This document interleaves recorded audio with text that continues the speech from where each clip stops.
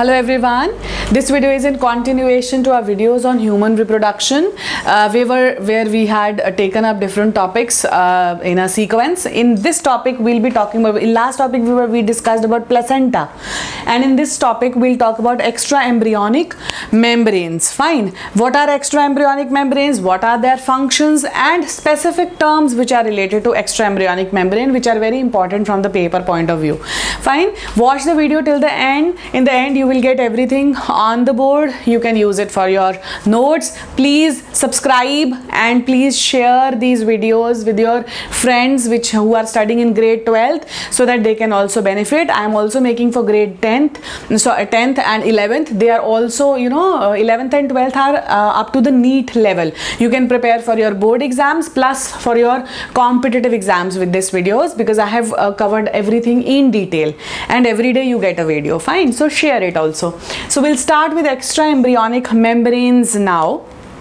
Extra embryonic membranes, first of all, word extra embryonic means the membranes which surround the embryo, which are present in the vicinity of the embryo, which are covering the embryo. So first of all, we'll see what are there are 4 extra embryonic membrane.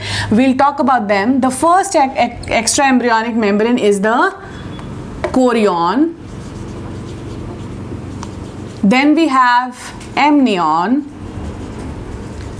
the yolk sac,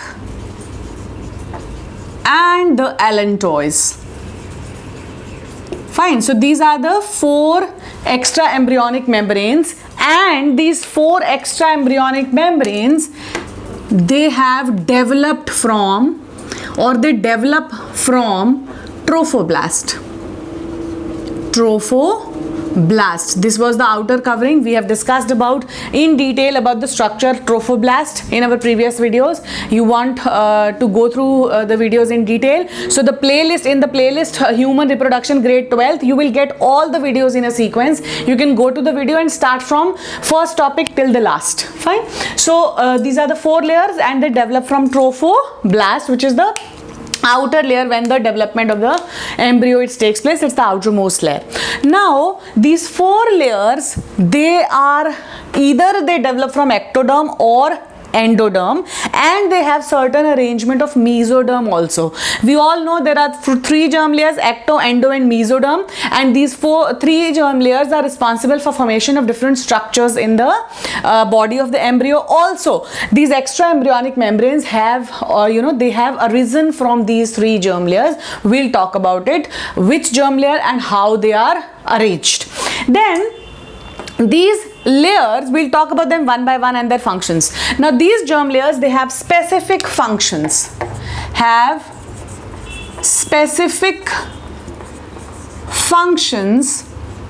I will draw its diagram also. Functions to perform, but the embryo which it surrounds, that embryo is going to grow in a watery medium, that's known as amniotic fluid. We'll talk about that also. Fine. So these are the various layers. Now if I make the structure, I'll suppose this is the embryo. Suppose this is the embryo. Now the first layer, which the yolk sac, we'll draw the yolk sac first. The yolk sac, it's made up of endoderm, or an extension of endoderm. When we have discussed the formation of the blastula formation, so we knew there also it was mentioned that the endoderm towards the gut region, it will form the yolk sac. So the endoderm here is going to extend to form this sac-like structure. I'll label it the yolk sac. Fine. And then we have allantois. This is the allantois here. I'll label it here. Allantois. Fine. So we have these 2 layers which arise from endoderm, from the embryo, an extension. And after this embryo, it is placed inside a covering called the amnion. Now this is amnion, the third layer. And then this amnion is surrounded, or you can say these three layers, they are surrounded by the last layer, which is the chorion.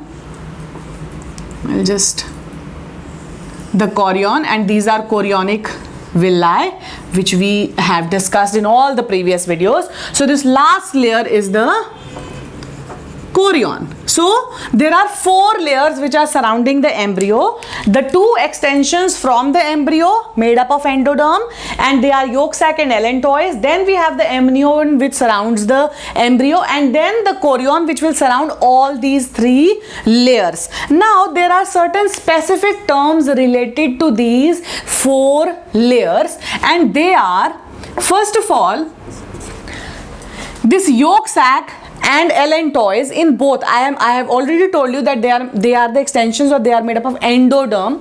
So now around this endoderm, the mesoderm is going to surround this endoderm here, making it, covered with two layers. Here also allantois is also covered with mesoderm. This type of layers are known as splancopleure. Splancopleure. So splancopleure, first of all, what is splancopleure? The ones wherein the inner layer is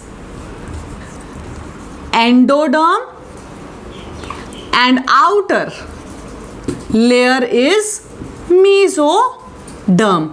This type of an arrangement is known as splancopleure, and the layers which come under splancopleure are yolk sac and allantois.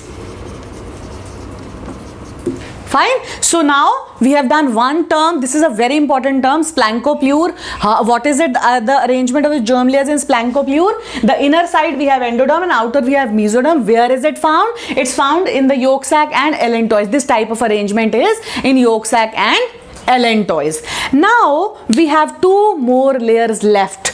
A different term which is given to that type of arrangement, or you can say another arrangement, is somatopleure. Now talking about its arrangement, we'll have different arrangements here. I'll write it separately. First of all, somatopleure arrangement is found in amnion, and it's also found in chorion. But the arrangement is different in both of these. I'll write it with a different color. In amnion, the innermost layer, or you can say herein, if I draw it, so what happens here? Outside we have endoderm and it is made up of ectoderm, this amnion, and around this amnion or ectoderm there is mesodermal lining here. And in chorion it's opposite, that chorion is made up of ectoderm, but inside the chorion there is another lining of mesoderm. I'll just write it down. So this is a type of arrangement where ectoderm and mesoderm is present. Here endoderm and mesoderm was present.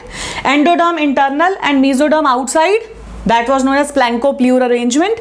In somatopleure arrangement, first of all, somatopleure arrangement is found as amnion and chorion. The two germ layers involved in it is ectoderm and mesoderm, but the arrangement is different. In amnion, the ectoderm, inner we have, towards inside we have ectoderm, and it is lined by, on the outer side we have mesoderm. Fine. So this is the arrangement, whereas in case of chorion it's opposite. That means inner side we have mesoderm, and towards the outer side we have ectoderm. derm. So this is the arrangement. So these are two very important terms related to these four germ layers, splanchopleure arrangement and somatopleure arrangement. We have drawn it here and I have told you the arrangement, how is it arranged in the layers. Now we are going to talk about the functions of the germ layers. I will take them one by one. We'll take up one by one. The first one is yolk sac. Now the yolk sac is also known as extra embryonic gut. Why? Because it is going to provide nourishment. There is nourishment, there is yolk inside it, it's digested, it's absorbed and is diffused into the embryo. Herein, the nourishment, it diffuses into the embryo through the yolk sac. That's why it's known as embryonic gut. Now, yolk sac is present mainly in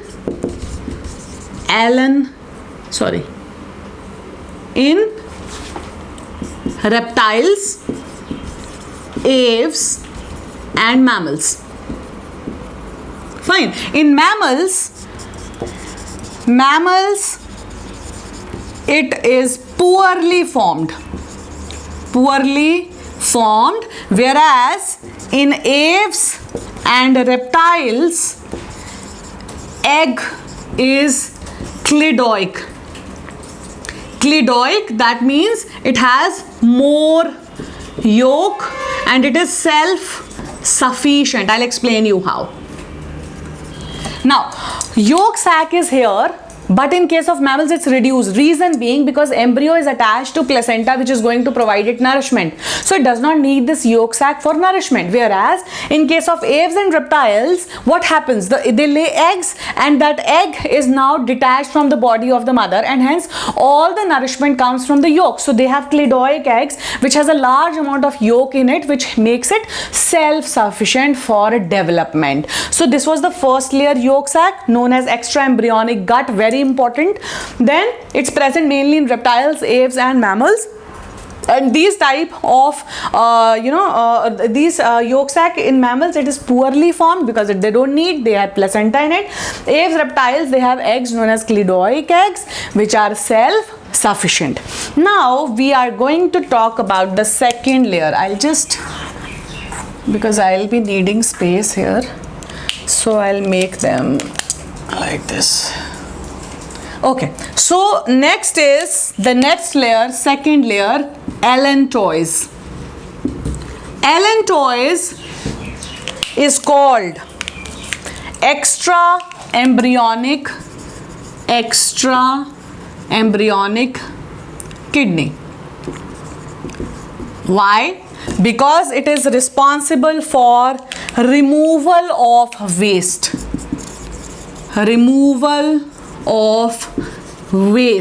Fine. Now this removal here also, it is poorly formed in humans. Reason being, in humans we have placenta for excreting out waste, so we don't need allantois. So it's poorly formed in humans. So allantois is known as extra embryonic kidney, responsible for expelling out waste from the embryo. The third layer is the amnion. Amnion is protective in nature. Amnion is protective in nature and it secretes amniotic fluid. I'll write AF for amniotic fluid. Now herein, within amnion and fetus, it is filled with this fluid which is known as amniotic fluid. I'll write here only. It's known as AF or amniotic fluid. Now this amniotic fluid has certain fetal cells also present here. We'll talk about it. They are fetal cells.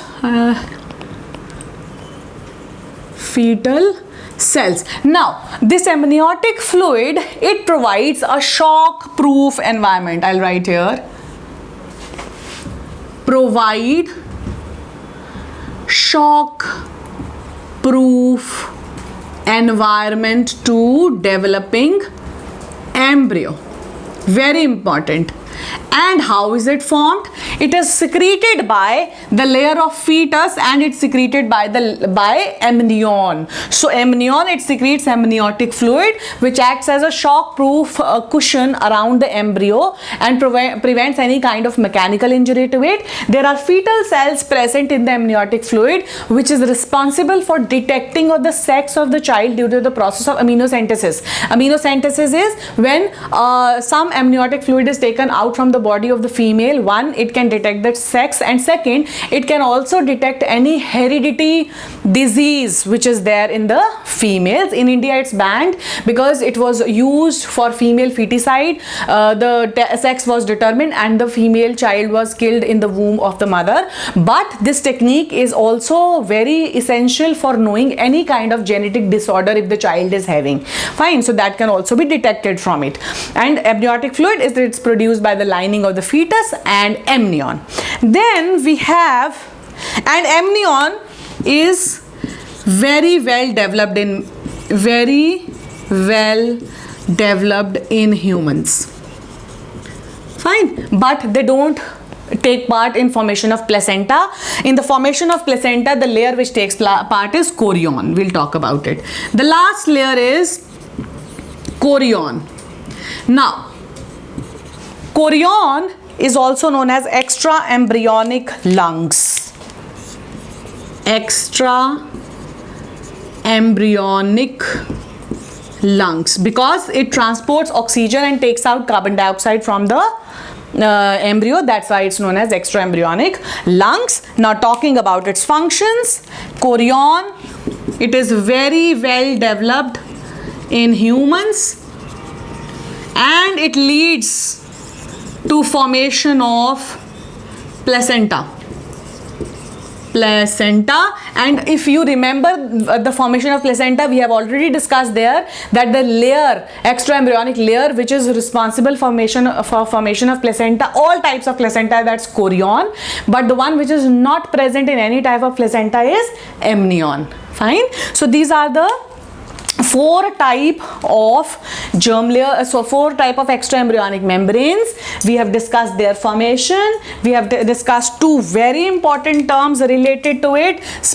What is Plancke-Pleurer arrangement, where is found, what is Smatto-Pleurer arrangement, where it is found, and we have discussed the functions. So in our next video, we'll talk about the process of parturition. Keep watching, liking, sharing, subscribing. Thank you.